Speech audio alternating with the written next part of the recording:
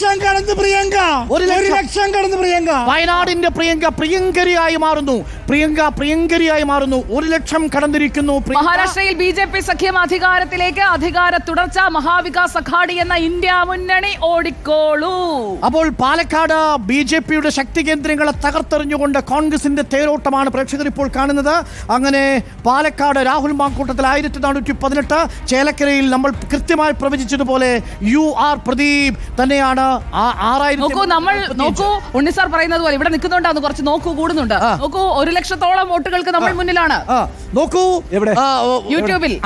അപ്പൊ മാത്രമല്ല ഉണ്ണി ബാലകൃഷ്ണൻ, പ്രിയപ്പെട്ട പ്രേക്ഷകരെ, റിപ്പോർട്ടർ TV ഒന്നാമത്. അതെ പ്രിയപ്പെട്ടവരെ, നിങ്ങൾ കാണുക ഇപ്പോൾ 1,55,000 വോട്ടുകൾക്ക് 1,55,000 വോട്ടുകൾക്ക് പ്രിയങ്ക ഗാന്ധി മുന്നിലായിരിക്കുന്നു എന്ന കാഴ്ചയാണ് പ്രിയപ്പെട്ട പ്രേക്ഷകരെ നിങ്ങൾ കണ്ടുകൊണ്ടിരിക്കുന്നത്. അപ്പോൾ രാഹുൽ മാങ്കൂട്ടത്തിന്റെ തേരോട്ടം, UR പ്രദീപിന്റെ തേരോട്ടം 2-1 സ്റ്റാറ്റസ് കോ നിലനിർത്തുന്നു. ഈ ബൈപ്പോളിൽ 10,000 കടക്കും. 10,000 കടക്കും ചേലക്കരയിൽ.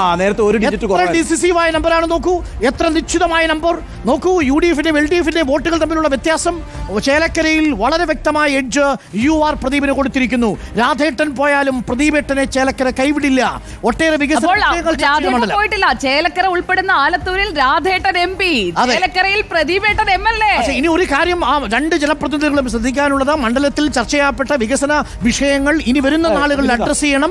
അത് മാത്രമല്ല ഒരു പൊളിറ്റിക്കൽ ഫൈറ്റ് ആണെന്ന് പറഞ്ഞാൽ 2020 വീണ്ടും കൂടി 6,800 ഇഞ്ചോടിഞ്ചൊക്കെ പോയി. 6,800 ഇഞ്ചായി. ഇഞ്ചോടിഞ്ചിരുന്നു. അതെ ഇഞ്ചോടിഞ്ചിരുന്നു പോയി ചേലക്കരയിൽ. 6,000